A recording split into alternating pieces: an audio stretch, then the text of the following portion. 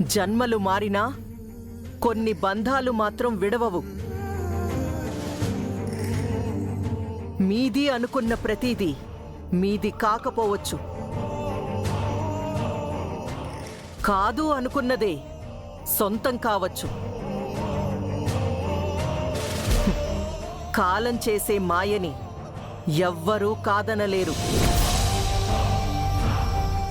ప్రేమానురాగాలతో సాగిపోవాల్సిన జీవితం ముగింపులా కనిపించినా మళ్లీ సరికొత్త మలుపు తీసుకుంది. ఆ దారిలో కూడా సవాళ్లు ఎదురవుతాయి. సిద్ధంగా ఉండండి. బంధాన్ని మరింత బలపరుచుకోండి.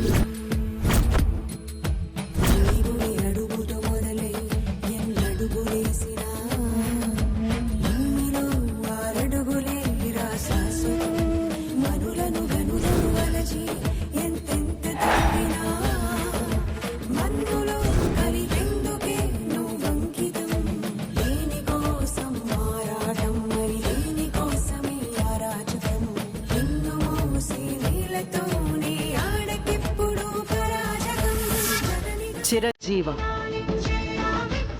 అమ్మ చల్లని చూపు మీ పైన ఉంటుంది. ఉధో ఉధో ఎల్లమ్మ తల్లి, ఉధో ఉధో.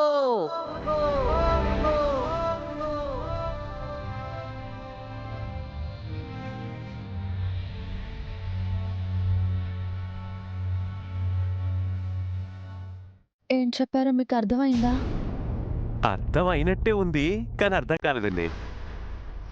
మీకేమైనా అర్థమైందా? మన గురించి ఏదో చెప్పినట్టు అనిపించింది. మన గురించా?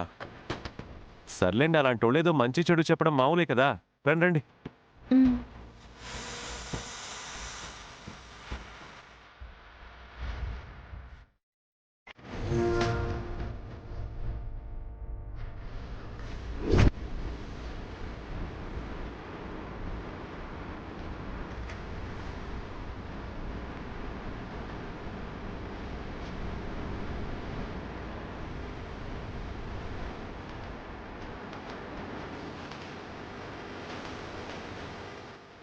సార్, శంకర్ సార్ వాళ్ళు మన కోసం వస్తున్నట్టున్నారు సార్.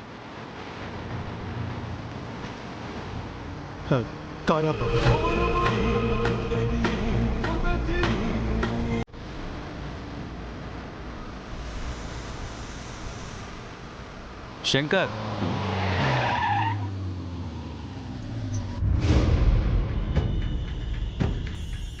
సెండే సార్ అనుకుంటా. దిగండి దిగండి. మేము మీ దగ్గరికి బయలుదేరాం సార్. ఇంతలో మీరే మాకు ఎదురొచ్చారు. అలాగా? దేని గురించి శంకర్? అదే సార్, ఈవెంట్ క్యాన్సిల్ చేశారు కదా, దాని గురించి మాట్లాడదామని. అసలు ఎందుకు క్యాన్సిల్ చేశారు సార్? మా ప్రపోజల్ నచ్చలేదా? వేరే ఎవరినైనా అప్రోచ్ అయ్యారా? నో, అలాంటిదేం లేదు. పరిస్థితులు అనుకూలంగా లేవు, అందుకే క్యాన్సిల్ చేయాల్సి వచ్చింది. మేమన్నీ ప్లాన్ చేసేసాం కదా సార్. పైగా ఇది మాకు సెకండ్ ఈవెంటు. మీరు ఆల్ ఆఫ్ సడన్గా క్యాన్సిల్ చేసేసరికి మాకు కొంచెం డిసప్పాయింటింగ్ అనిపించింది sir. I'm really sorry Shankar, but you don't worry, payment మాత్రం నీకు పంపించేస్తాను. అయ్యో, డబ్బుల కోసం అని కాదు సార్. యాక్చువల్గా ఇలా క్యాన్సిల్ అయితే మాకున్న ఇమేజ్ పోతుంది కదా, అందుకని అడిగాం. అసలు ఈవెంట్ క్యాన్సిల్ అవడానికి గల కారణం ఏంటో తెలుసుకోవచ్చా సార్? మీకు తెలిసిందే కదా సార్, వాళ్ళ ప్రాణానికి హాని ఉందని మీరే కదా అన్నారు. ఇప్పుడు కంపెనీ బాధ్యతలు తీసుకుంటే కక్షతో ఇంకా ఎంతకైనా తెగిస్తారని సారు భయం. అవును శంకర్, పిల్లల ప్రాణాల కంటే మించింది కాదు కదా అని నేనే పోస్ట్పోన్ చేశాను. ముందు వాళ్ళను వెంటాడుతున్న శత్రువును కనిపెట్టాలి. వాళ్ళకి ఏ శత్రు భయం లేకుండా చేయాలి, దానికే ప్రయత్నిస్తున్నాను. వాళ్ళకేదైనా జరిగితే నేను తట్టుకోలేను. మీ బాధ నాకు అర్థమవుతుందండి. అసలు మిమ్మల్ని ఇంత ఇబ్బంది పెట్టేవాళ్ళని ఏం చేసినా పాపం లేదు. నిర్దాక్షిణ్యంగా షూట్ చేసి మరీ చంపారు.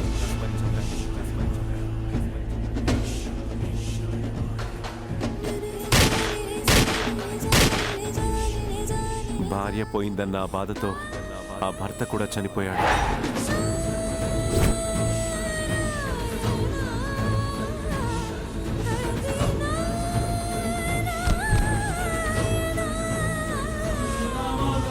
నిండు ప్రాణాలు బలి తీసుకున్నారు.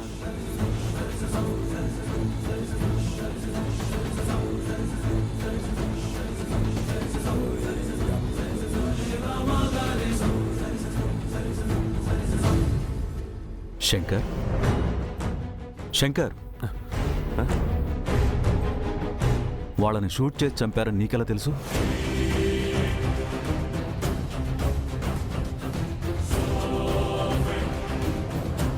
సడన్ గా ఎలా తెలుసంటే మీరే చెప్పారు కదా.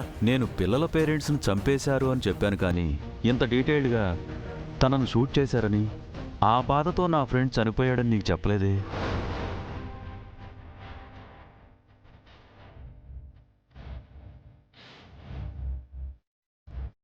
మరి మీరు చెప్పకపోతే నాకెలా తెలిసింది? ఎలా తెలిసింది శంకర్ గారు? నాకు ఈ విషయం ఎవరో చెప్పినట్టుగానో ఎవరో అన్నట్టుగానో గుర్తొస్తోంది.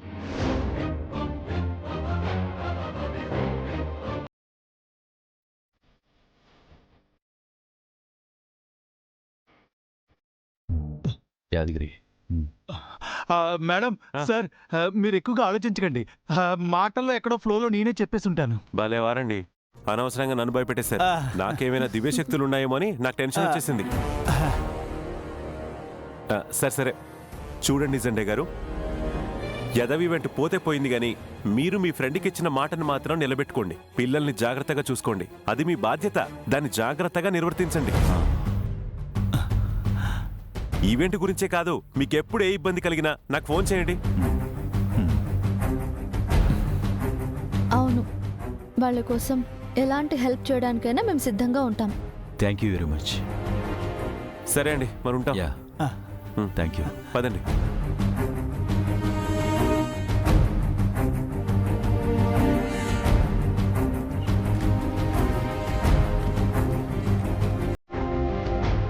వాళ్ళకే తెలియకుండా వాళ్ళ గత జన్మ జ్ఞాపకాలు వాళ్ళని వెంటాడుతున్నాయి సార్. దానివల్ల వాళ్ళు డిస్టర్బ్ అవ్వకూడదని నిన్ను కవర్ చేయమని చెప్పాను యాదగిరి. వాళ్ళ పిల్లల గురించి వాళ్లే జాగ్రత్తలు చెప్తుంటే ఎలా రియాక్ట్ అవ్వాలో అర్థం కాలేదు యాదగిరి. ఇది మోయక తప్పని భారం. కాలమే అన్నిటికీ సమాధానం చెప్తుంది సార్.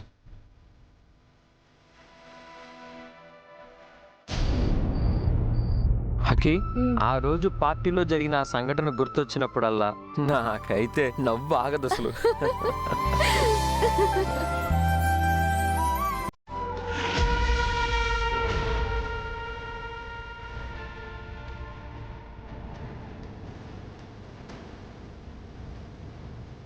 ఆర్యవర్ధన్ కొడుకు కూతురు ఏడుస్తూ కష్టాలు పడుతూ అవమానాలు భరిస్తూ బ్రతకాలే కానీ ఇలా నవ్వుతూ కనిపించకూడదు.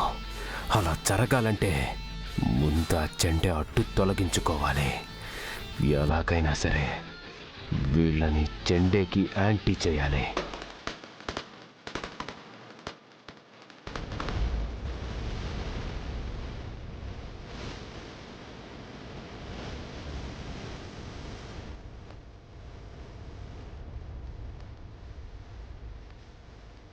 Shut up! You can't judge like that, okay? Catch you later. Bye.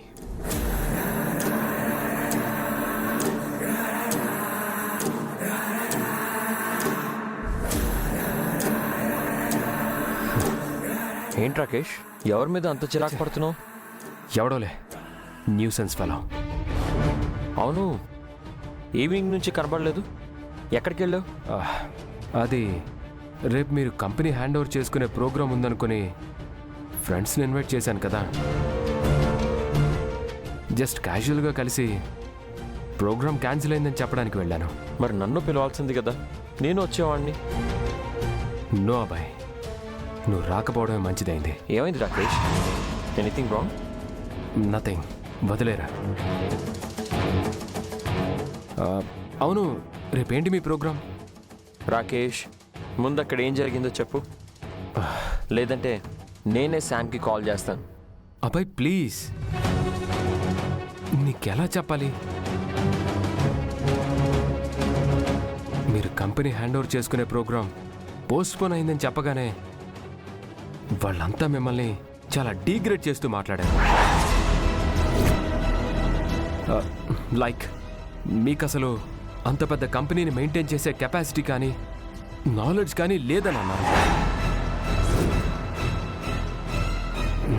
నువ్వు చైర్మన్ పోస్ట్కి అన్ఫిట్ అన్నారా? How dare! ఎవరు అలా అంది?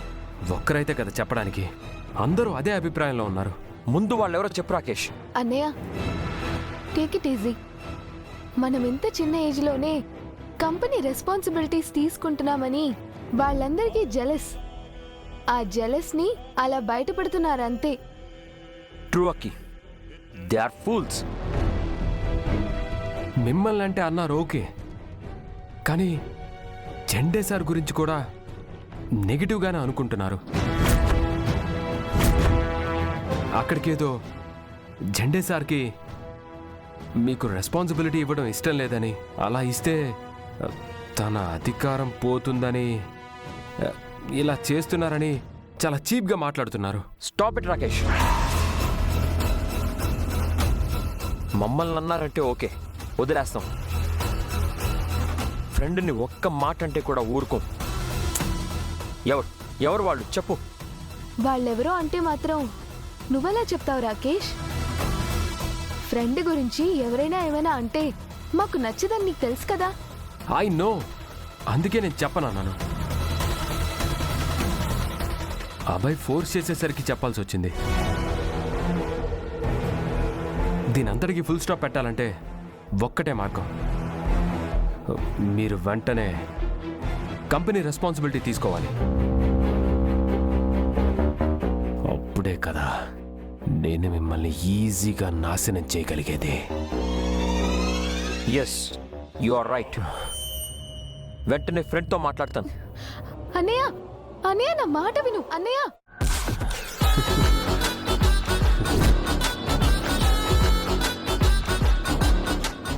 అన్నయ్య,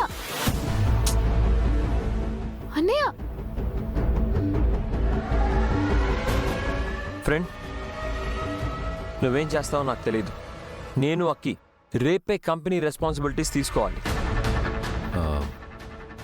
అదేంటబ్బాయి, కొన్ని రోజులు పోస్ట్పోన్ చేద్దాం అనుకున్నాం కదా. అనుకున్నాం, బట్ ఎంత త్వరగా వీలైతే అంత త్వరగా జరగడమే మంచిదనిపిస్తుంది.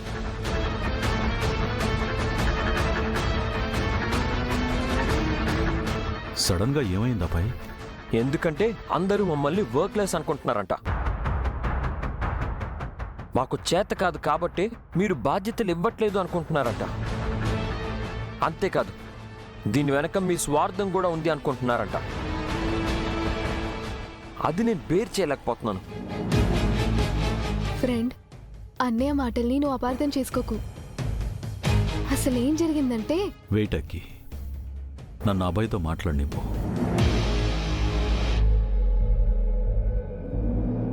అబ్బాయి, నీ బాధ నాకు అర్థమైంది, కానీ నువ్వు రియాక్ట్ అవుతున్న దానికి అర్థం ఉందా లేదా అని ఒక్కసారి ఆలోచించు. నీ గురించి ఎవరో తక్కువ చేసి మాట్లాడారని ఆవేశపడుకో. అదే నీ స్థానంలో మీ నాన్న ఉండుంటే ఏమనేవారో తెలుసా? నేనంటే ఏంటో నాకు తెలుసు, వేరే ఎవరో నన్ను జడ్జి చేయటం ఏంటి, నాన్ సెన్స్ అనేవాడు. అది ఆర్యవర్ధన్ అంటే. అది తన మీద తనకున్న నమ్మకం. నువ్వు ఇంత చిన్న విషయానికి ఎంతలా రియాక్ట్ అవుతున్నావే, బట్ ఆర్యవర్ధన్ అలా కాదు. చావెదురుగా వచ్చి నిలబడినా ఇంచు కూడా తొణికేవాడే కాదు, బెదిరేవాడే కాదు. కొండంత సమస్యను కూడా గోరంతగా లెక్కగట్టి పరిష్కరించేవాడు. That is your father Aryavardhan.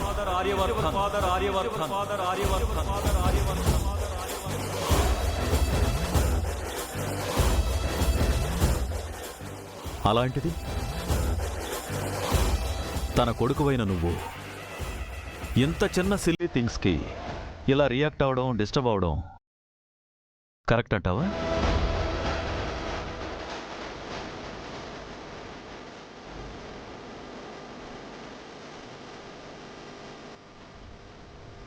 Abhay,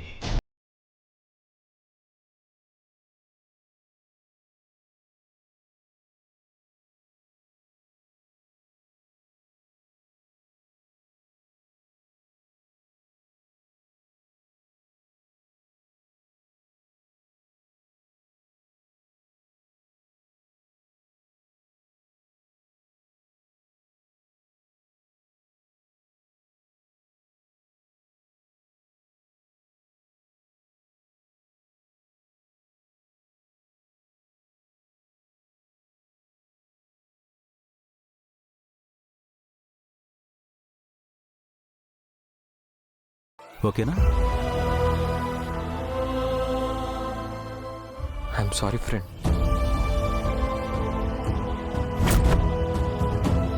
నేను అంత దూరం ఆలోచించలేదు. ఏదో ఆవేశంలో అలా అడిగేశాను. నిన్ను హర్ట్ చేసుంటే ఐఎమ్ రియల్లీ సారీ. ఇక మీదట నువ్వు చెప్పినట్టే వింటాను. Please excuse me.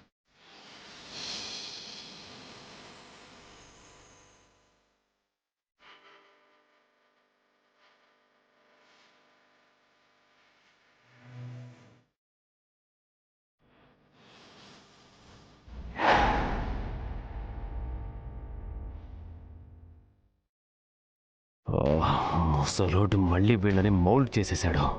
చా, ఏం చేస్తే వీళ్ళు నా గ్రిప్లోకి వస్తారు?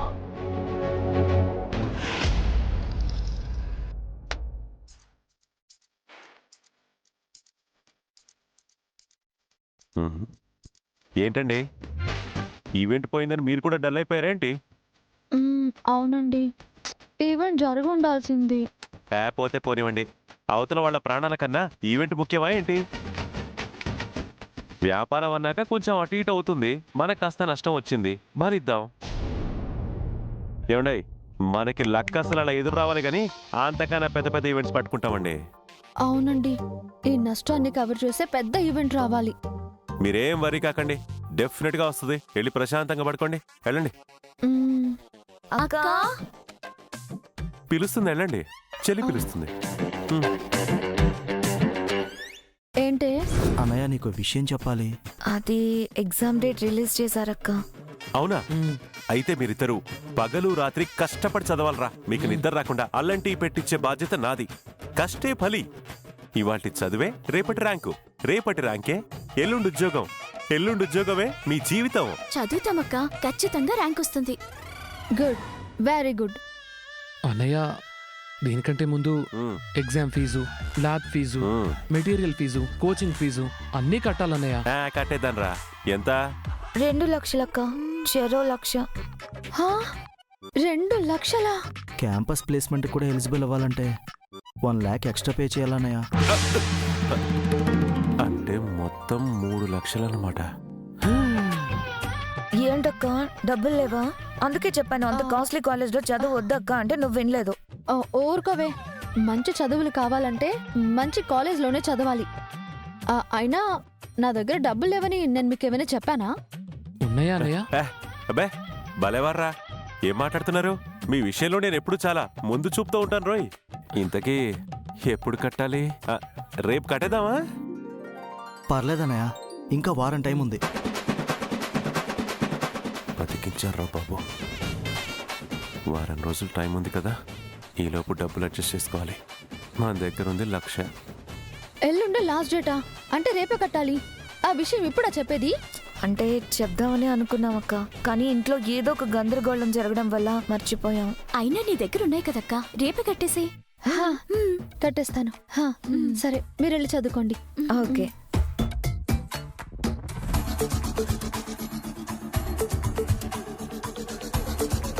దేవుడా, ఇప్పటికిప్పుడు 2 లక్షలు ఎక్కడి నుంచి తీసుకురావాలి? నా దగ్గర ఉన్నది 1 లక్షే. ఎలా? నేనుండగా మీకెందుకు ఆలోచన దండగా? వెళ్ళి హ్యాపీగా చదువుకోండి. వెళ్ళండి వెళ్ళండి వెళ్ళండి. పదరా